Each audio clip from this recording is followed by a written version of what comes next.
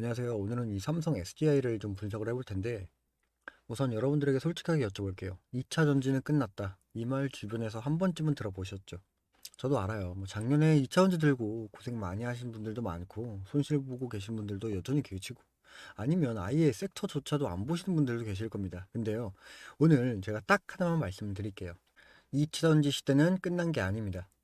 양적 팽창에서 질적 성장으로 넘어가는 옥석 가르기가 현재 시작이 된 겁니다. 그리고 그 정점에는 삼성 SDI가 있어요. 1분기 실적 저점을 확인한 지금 바로 이 순간이 2027년 전고체 배터리 시대를 가장 싸게 준비할 수 있는 골든 타임입니다. 오늘 영상에서는 이 삼성 SDI를 왜 지금 주목을 해야 하는지, 그리고 어떻게 대응을 해야 하는지 가격 하나하나까지 구체적으로 짚어드릴게요. 끝까지 보시면 분명히 여러분들에게 도움이 콕 되실 겁니다.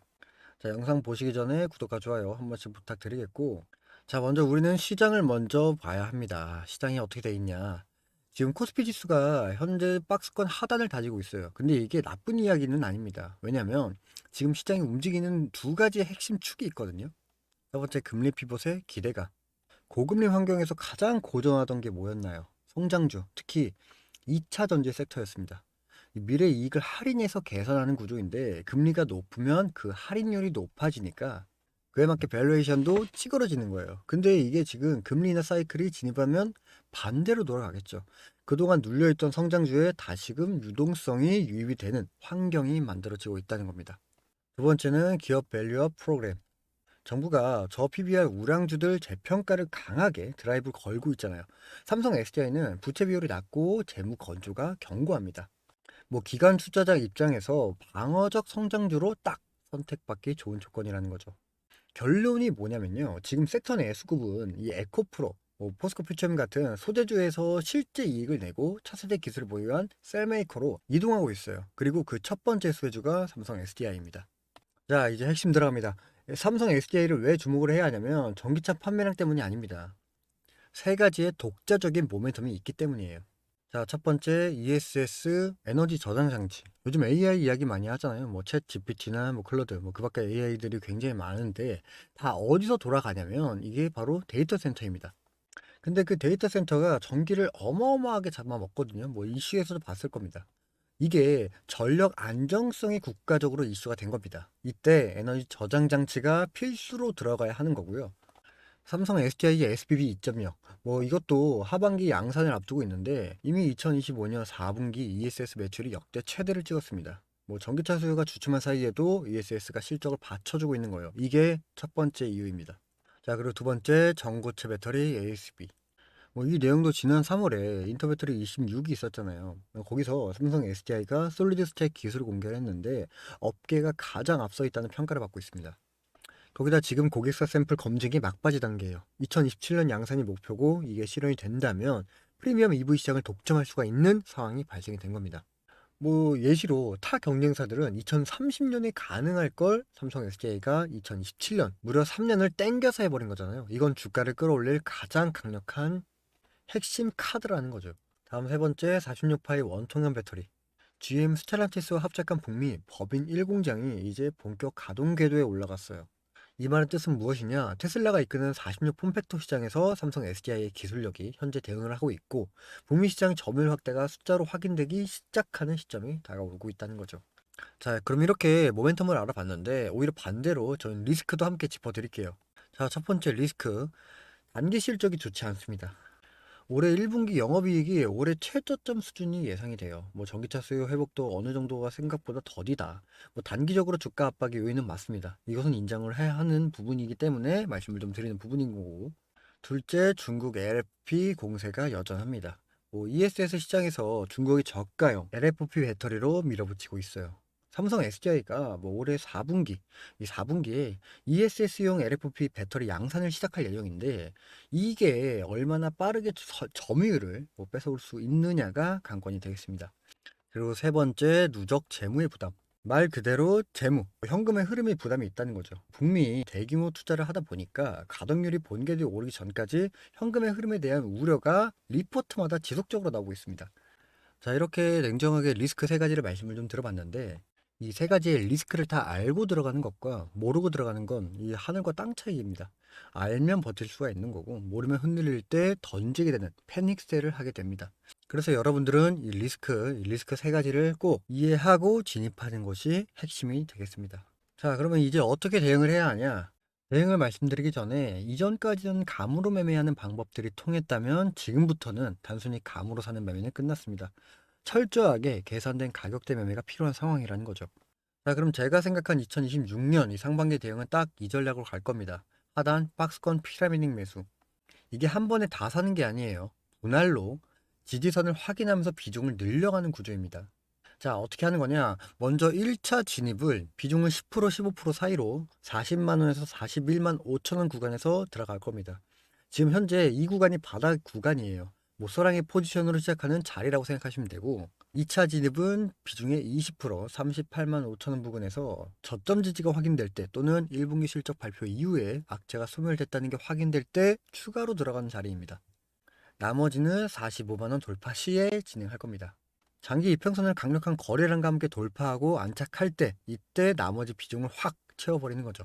그에 맞게 목표가는 두 가지 1차와 2차 52만 원과 62만 원 이렇게 두 가지를 나눠서 말씀을 좀 드리고 싶은데 먼저 1차 목표가인 52만 원 52만 원은 좀 보수적으로 접근한다 하시는 분들은 이렇게 잡으시면 됩니다. 25년 하반기에 형성된 강력한 매물대이자 PB의 1.2배 수준이에요. 뭐 여기서 비중을 30%를 팔아서 현금 확보하고 나머지는 홀딩으로 하시면 됩니다. 그리고 2차 목표가 62만 원은 추세를 추종합니다. 이 내용은 전고체 배터리 양산의 스케줄이 구체화가 될 때 그때의 밸류에이션입니다. EPS 성장이 숫자로 보이는 순간까지 홀딩하는 겁니다. 그리고 가장 중요한 손절가는 36만 5천 원. 종가 기준입니다. 이 가격이 깨진다는 건 삼성 SDI의 개별적인 문제가 아니라 업황 전체가 L자형으로 장기 침체에 빠진다는 신호예요. 이 마지노선이 무너지면 주저하지 말고 비중을 50% 이상 줄이고 관망으로 돌아서세요. 그리고 30만 원 초반대에서 재진입의 기회를 노리시는 게 기회비용 측면에서 훨씬 더 유리합니다. 자, 여러분들 마지막으로 제가 한 가지만 말씀드릴게요. 주식은 가격을 맞추는 게임이 아니에요. 대응의 영역입니다. 삼성 SDI가 40만 원 밑으로 내려가면 무서우세요? 저는 그게 오히려 기회라고 봐요. 27년 전고체 배터리 시대를 가장 싸게 살 수 있는 박앤셀이거든요. 물론 한 번에 다 사면 안 되겠죠. 오늘 제가 말씀드린 가격대에서 차분히 분할로 물량을 모아가시는 방향성을 말씀을 드린 거지만 솔직히 제가 이렇게 말씀을 드려도 여러분들 계좌에 어디서부터 어떻게 대입하기 과정이 굉장히 어려울 거라고 생각합니다. 그래서 제가 지금도 실시간 대응도 말씀드리고 있는데 하단 고정 댓글의 링크를 통해 종목 공모방에서 이 대응을 이어가고 있습니다. 여기서도 분할 비중 조절을 위한 매매 타점을 우리 구독자분들과 함께 실시간 공유하고 있으니까 부담 없이 참여를 해주시면 좋겠고 이게 유료가 아닌 소통의 커뮤니티니까 여러분들 편하게 질문하셔도 됩니다. 제가 돈을 받고 여러분들이 들어오는 게 아니에요. 여러분들의 의사가 들어오고 싶다라고 하면 들어오시는 거고 나가고 싶다 하면 나가시면 됩니다. 그러니까 이렇게 편하게 들어오셔라 라고 말씀을 드리는 거고 들어오셔서 여러분들의 투자의 방향성, 진입의 타이밍, 가격대별 대응에 대해서 여러분들의 생각과 질문 모두 답변 드리고 있으니까요. 편하게 입장하시면 좋을 것 같고요. 마지막으로 제가 여러분들에게 딱 한 가지만 더 말씀드리려고 하는데 요즘 시장을 보면 저는 이렇게 생각을 합니다. 주식시장은 혼자 보는 시장이 아니라 함께 읽는 흐름이다 라는 이야기를 좀 전해드리고 싶어요. 결국 함께 할 때 그 기회를 얻게 되는 것이기 때문에 제가 여러분들에게 투자에 도움이 될 수 있는 히든줄을 여러분들에게 선물로 드리려고 합니다. 그 전에 지금 제 채널을 구독과 좋아요 눌러주신 모든 분들에게 공유를 해드릴 테니까 한 번씩 눌러주시길 바랍니다. 자, 어떤 종목인지 궁금하시죠? 바로 말씀을 드리도록 할게요. 그 전에 여러분들께 질문을 먼저 드려보자면 현재 대한민국 증시에서 가장 천문학적으로 돈이 몰리는 섹터는 어디입니까? 네, 맞습니다. AI, 로봇, 반도체, 원전 이 섹터들이 지금 현재 강세를 보여주고 있죠.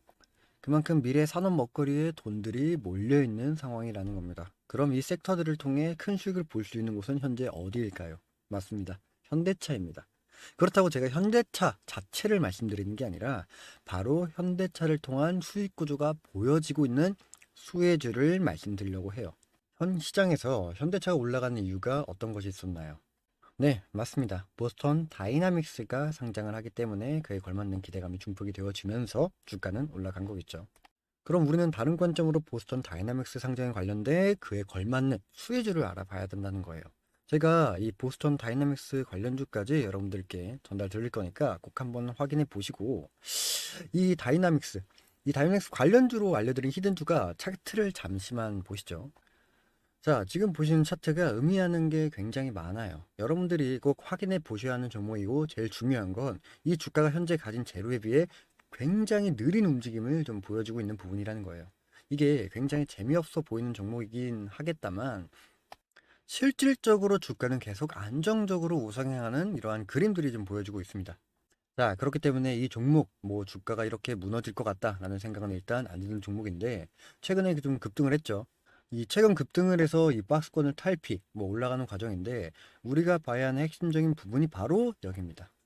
이 기업의 이익, 즉 재무제표를 한번 확인을 해 봐야 한다는 거예요.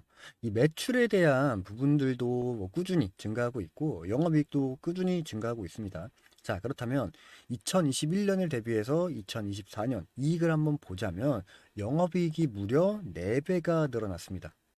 그에 반면에 2021년, 2024년도에 주가의 움직임을 보면 어떻습니까? 크게 변한 게 없죠. 영업이익이 4배가 늘어난 주가가 맞다고 생각이 드십니까? 절대 아니라는 거예요. 영업이익은 무려 4배가 늘어났는데 주가가 그대로라는 것. 거기다가 이 내용에 대한 상승적인 부분이 현재 반영을 받고 있다? 그럼 투자자 바운더리 안에서 평균적인 가격대를 35,000원이라고 봤을 때 영업이익이 4배가 증가했다라고 한다면 얼마가 됩니까? 대략적으로 계산을 한다면 14만 원이 되겠죠. 거기다 여기서 우리가 또 봐야 하는 게 무엇이냐면 소개드린 종목에 단순히 자동차 부품만을 제조하는 그런 회사는 아니라는 거예요. 자, 여기 좀 보시면요. 이 기업이 직접적인 수혜주를 받을 수밖에 없는 이유가 보스턴 다이나믹스의 로보스팟을 아실 겁니다. 레그 어셈블리에 대한 부분들도 공급을 하고 있는 데다가 스트레치라는 움직이는 물류 로봇 모멘텀의 램프도 함께 공급을 하고 있죠.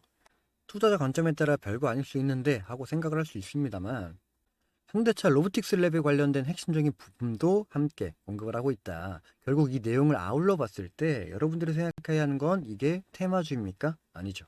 수혜주라는 거예요. 이렇게 생각하는 이유가 뭐냐면 여기서 핵심은 보스턴 다이내믹스가 상장을 했을 때 어떠한 역할을 할 것인가 라는 겁니다. 자, 생각을 해보자면 보스턴 다이내믹스가 상장을 한다 라고 했을 때 어떠한 이슈가 발생이 됩니까? 바로 상장한 돈으로 밸류 체인의 확대를 진행할 거예요. 결국 공장을 증설하고 연구, 개발비 늘리고 그 다음에 공급망 확대가 목표이기 때문에 AI 시대가 점차 다가올수록 시장도 함께 커져가는 상황이 그려지는 만큼 로봇을 많이 만들어야 하는 상황이 시대적으로 함께 맞물린다는 겁니다. 이 내용을 바탕으로 연구용에서 양산형으로 공급 물량이 기하급수적으로 확대가 가능한 상황도 그려진다는 거고, 지금 현재 수작업으로 소량 생산하고 있는 아틀라스에 대한 미래 연간 목표가 3만 대의 규모로 커지는 계획을 가지고 있는 거라면 로봇 공장을 증설함과 동시에 증설된 공장에 들어가는 부품의 수요도 함께 커지겠죠. 그렇기 때문에 보스턴 다이나믹스의 가치와 알려드리고 있는 이 기업의 가치는 동반적으로 성장할 수밖에 없다는 결론이 나오게 됩니다. 지금 현재도 6만 원대, 주가가 6만 원대에 형성이 되고 있지만 우리가 21년도에 영업이익이 1,000억, 그리고 이번 영업이익이 4,000억.